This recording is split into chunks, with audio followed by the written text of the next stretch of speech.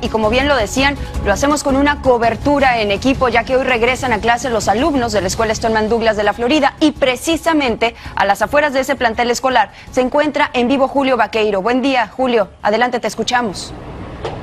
¿Qué tal, Paulina? Te saludo con gusto.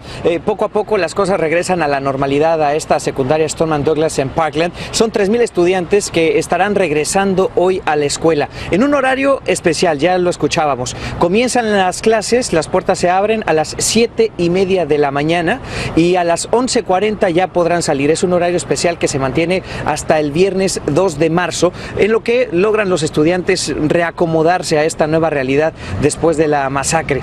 Ya hemos visto algunos camiones escolares acá pasar a mi espalda, pero no nos confundamos, la normalidad tardará todavía en regresar porque vemos todavía muchísimos oficiales del sheriff, de la policía, resguardando la zona, y a mi espalda también pueden ver el altar gigante que se instaló en memoria de las 17 personas que murieron aquí. Un dato importante es que el edificio en el que se llevó a cabo el tiroteo, ese no está abierto al público todavía, los estudiantes no podrán entrar ahí, está resguardado por las autoridades. Incluso hay peticiones de padres de familia, de estudiantes, para que se mantenga cerrado o que se derrumbe y que en ese lugar se instale un altar o un monumento en memoria a las personas fallecidas en este tiroteo, Paulina.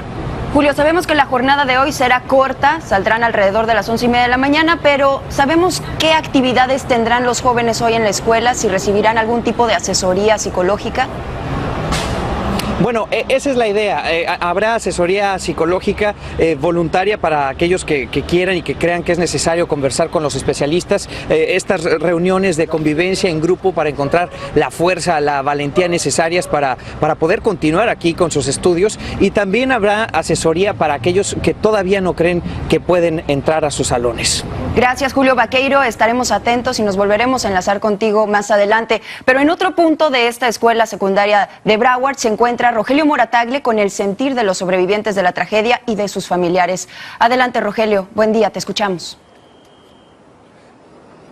Sí, gracias, Paulina. Pues estamos justo frente a la entrada principal de esta escuela, un momento muy emotivo porque se han acercado familiares y alumnos con carteles que expresan solidaridad y que dicen que todavía están rezando por todas las familias, por todos los estudiantes, por todas las personas que han tenido que enfrentarse a este episodio tan traumático. Hay además una presencia policial muy importante, pero también han traído los estudiantes animalillos, han traído en este caso 2 caballos, un burro, algunos traen un conejito y todo esto para que los estudiantes que quieran acercarse, acariciarlos y de alguna manera pues tomar esto como una suerte de terapia puedan hacerlo en este día que no es nada sencillo. Están regresando justamente 2 semanas después de que se produjo esta tragedia que ha enlutado a esta comunidad, una de las más tranquilas, no de Florida, de todo el país. Y les decía, la presencia policial es muy importante. Desde muy temprano están llegando patrullas, agentes de la policía, motociclistas. Y por supuesto nosotros, los medios de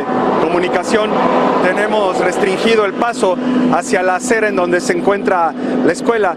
De aquel lado es en donde está pues el altar que les hemos mostrado durante estas 2 semanas de cobertura, y es en donde también se han apostado muchos de los oficiales de la policía junto a los alumnos y también junto a los padres de familia que han venido a pie. Es difícil acercarse a ellos en estos momentos. Las clases, bien lo decía Julio, comenzarán a las 7:40. Muchos están llegando en sus automóviles, pero les decía, pues ha causado pues sin duda alguna gran emotividad cuando llegaron estos alumnos y se pusieron frente a la escuela. Hay un gran letrero de bienvenida en la entrada principal que dice bienvenidas águilas. Las águilas el águila es la mascota de esta escuela, y así les están recibiendo en este día que, repito, no va a ser nada sencillo, Paulina, pero bueno, muchos están conscientes de que hay que ir volviendo a la realidad poco a poco y hay que pues seguir la vida también paso a paso, Paulina.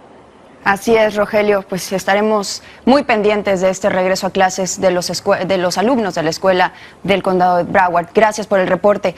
En otra información, el presidente Donald Trump estudiará hoy con legisladores republicanos y demócratas varias opciones para intentar cambiar las leyes sobre la venta de armas. Sobre la mesa hay varias propuestas a discutir, como elevar de 18 a 21 años de edad la edad autorizada para comprar rifles de asalto, así como también prohibir los aceleradores de disparos o también llamados bump stocks, y hacer más rigurosas las revisiones sobre los antecedentes de los potenciales compradores. ICE confirmó que arrestó al menos 150 inmigrantes en California en tan solo 2 días. Las detenciones se produjeron durante redadas en la ciudad de Santuario que comenzaron en el área de la Bahía de San Francisco. ICE explicó que la mitad de los arrestados, además de violar las leyes migratorias, tienen antecedentes criminales. La alcaldesa de Oakland dijo que no se arrepentía de haber advertido a los padres y madres de su ciudad sobre el operativo de ICE, ya que lo hizo para que buscaran asesoría legal y mantuvieran unidas a sus familias. Y por lo menos 11 personas tuvieron que ser atendidas en una base militar, esto a las afueras de Washington, por presunta intoxicación. Esto luego de abrir un sobre que contenía una sustancia desconocida y que les produjo irritación en los ojos, nariz y manos. Entre los afectados hay varios infantes de Marina. El edificio tuvo que ser evacuado y algunos de los intoxicados fueron trasladados a un hospital, aunque todos se encuentran en condición estable. Militares rusos alertan que la población de Guta Oriental en Siria no puede abandonar el área. La causa, dicen, los continuos bombardeos de los radicales que mantienen a los civiles como rehenes. Y esto a pesar que Moscú y Damasco implementaron una pausa humanitaria y abrieron un corredor humanitario. Pretendían con ello facilitar el cumplimiento de la resolución de la ONU sobre una tregua en el país árabe. Victoria Aramburu está con nosotros siguiendo el desarrollo de la implementación de esta pausa humanitaria. La pregunta es cómo se está ejecutando. ¿Cómo estás, Mauricio? Bueno, las noticias que llegan lamentablemente de Guta Oriental no son nada buenas. Llegan de parte del Centro Ruso para la Reconciliación en Siria porque los rehenes no han logrado abandonar esta zona de conflicto, pero tampoco han logrado recibir la ayuda humanitaria que se pretendía hacer llegar a través de este corredor humanitario. Reporta el Centro Ruso para la Reconciliación que los radicales retienen a los civiles, lo decíamos recién. Grupos armados lanzan proyectiles sobre Damasco, sobre zonas residenciales de Damasco. 22 minas y proyectiles reportan que se han tirado sobre esa zona. Y las fuerzas gubernamentales cesaron el fuego. Esto también es un dato importante porque no están cayendo en las provocaciones de estos grupos armados que lamentablemente continúan bombardeando la zona y sobre todo el corredor humanitario. Hemos conversado con Víctor Pankov, él es el responsable de la zona de distensión y nos explicaba qué era lo que sucedía. Hoy, 27 de febrero, a las 9 de la mañana, cerca de la localidad de Al-Bafidin, fue abierto un corredor humanitario para la salida de los civiles de la zona de distensión. Actualmente no hay ni un residente civil que haya abandonado la zona debido a los bombardeos y las provocaciones continuas por parte de los grupos armados ilegales. Los invito ahora a que veamos el mapa para que entendamos cuál es la zona específicamente de la que estamos hablando. Bueno, ahí tenemos a Siria, fíjense la referencia de Damasco. Esto es Guta Oriental y Al-Bafidin, que es donde está este corredor humanitario que se espera que pueda servir, obviamente, para bajar la tensión. Los otros dos puntos marcados son donde, bueno, obviamente rige la pausa humanitaria. Hay, obviamente, un operativo montado para recibir a estos rehenes, a esta población civil que, recordemos, a ver, son familias enteras que necesitan de una atención urgente porque no solamente es por cuestiones de salud, sino también alimentos, medicamentos, todo lo que obviamente es necesario cuando uno está en una zona como esta. Hemos hablado con Alexander Horoshaylo, él es jefe del punto médico y nos explicaba cómo está dispuesto este operativo. Los habitantes de Guta Oriental estuvieron durante mucho tiempo sin recibir atención médica adecuada. Algunos de ellos se encuentran en estado grave. Por eso estamos preparados para prestar la asistencia sanitaria urgente aquí mismo. También hemos preparado numerosas ambulancias para su evacuación posterior a los hospitales cercanos. Y hablaba recién de los hospitales, obviamente, que cumplen un rol fundamental. Vamos a ver estas imágenes. Esto es un hospital improvisado montado por el Centro Ruso para la Reconciliación. Estábamos viendo estas imágenes, obviamente están listos para recibir, no sabemos en qué condiciones, a estos civiles que lamentablemente han estado bajo el asedio durante tanto tiempo. Pero hay una imagen que te quiero mostrar, Mauricio, que también es muy interesante y tiene que ver con las papeletas que distribuyen las fuerzas, tanto rusas como sirias, para la población civil. Son indicaciones para poder abandonar de una vez esta zona de tanto conflicto, no solo a través de estas papeletas que les hacen llegar a la población civil, sino también de los carros que tienen los altoparlantes, obviamente donde todo el tiempo se transmiten las instrucciones para poder abandonar el lugar. Ahí los estábamos viendo para que todo el mundo se entere cómo salir de ese lugar. Se espera ahora que después de esta noticia del Ejército Libre Sirio, recordemos que es la oposición, se ha mostrado dispuesto a colaborar con la retirada retirada de estas facciones armadas con la supervisión de la ONU y en un plazo de 15 días. Pero estamos viendo también las imágenes, estos son los puntos de control rusos, ¿sí? Donde se está garantizando la seguridad para esos rehenes que finalmente en algún momento se espera que lleguen durante estas pausas humanitarias que, recordemos, duran 5 horas al día. Ahora, esta implementación de la pausa humanitaria ha sido una propuesta ordenada desde Rusia. ¿Cuál ha sido la respuesta tras su ejecución? Bueno, la declaración viene de la mano de Dmitry Peskov, que ustedes saben es el secretario de prensa de Presidencia. Dice, es lamentable que nuestros interlocutores ignoren las atrocidades de los terroristas en Guta Oriental. Y claramente se refiere a estos ataques que no cesan y que por lo menos hoy, en el primer día de la implementación de la pausa humanitaria, durante las 5 horas, no ha permitido que ningún rehén, que ninguna persona de la población civil pueda abandonar la zona de conflicto. Y es urgente porque los civiles no pueden seguir esperando. Hemos consultado la opinión de Adrián Zelaya, el presidente de CAI Center. Te agradecemos, Victoria. Él sostiene que esperar este tipo de provocaciones por parte de los radicales era algo que podía ocurrir. Señala que estos grupos armados se dan cuenta de que la salida de los civiles les privará de su escudo y acercará el momento de su derrota.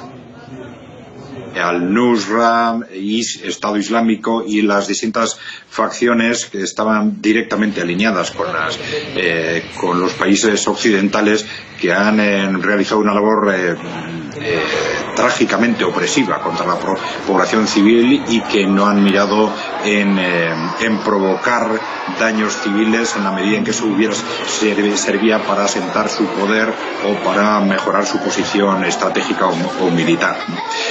Otra cuestión es efectivamente qué está pasando con la aplicación práctica de esta tregua, de esta pausa humanitaria.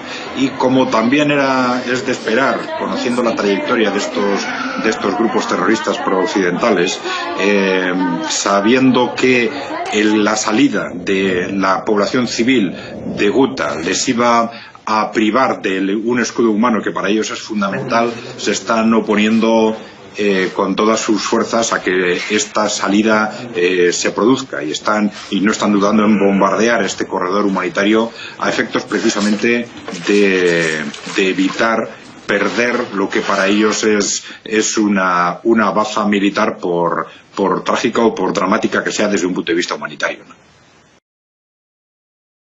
Los medios surcoreanos reportan que Pyongyang ha decidido enviar a sus atletas a los Juegos Paralímpicos de Invierno. Esta sería la primera participación en la historia de este evento.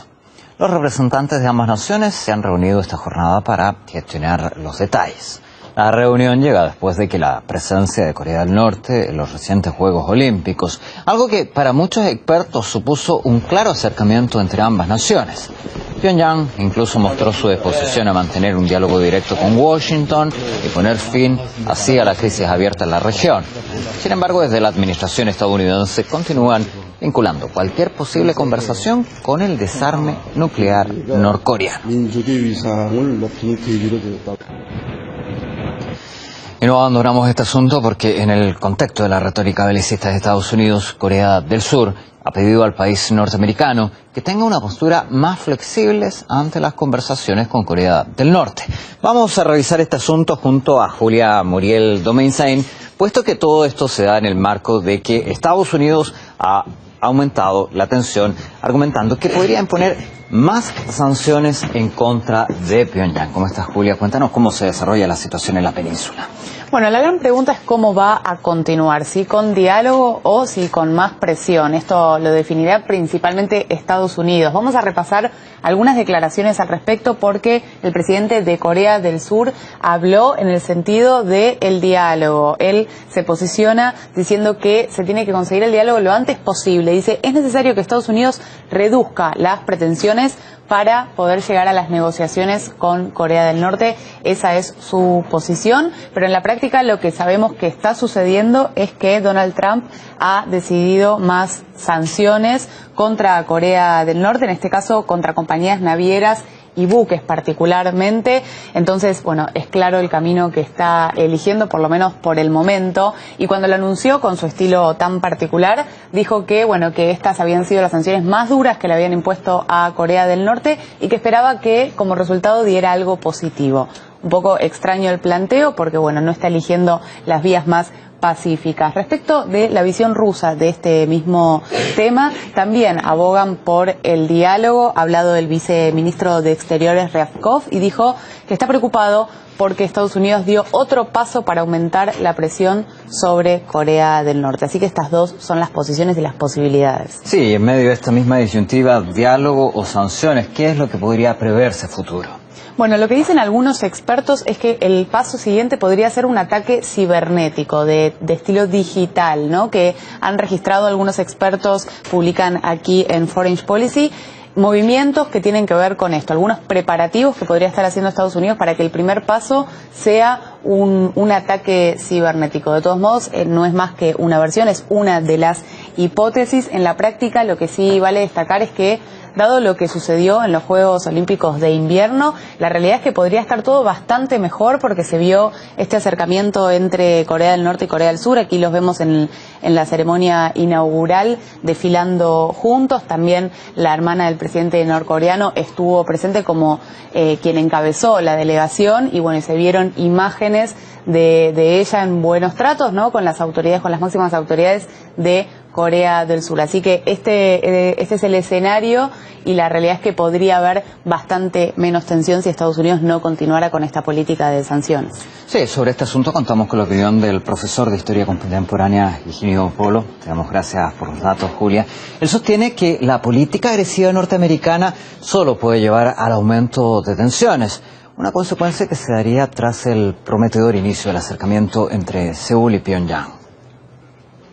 Estados Unidos cree hoy que puede doblegar a Corea del Norte y la agresividad que muestra su diplomacia y el propio presidente Trump y su propio desconocimiento también de las complejidades de la política internacional están llevando a que la crisis se agrave.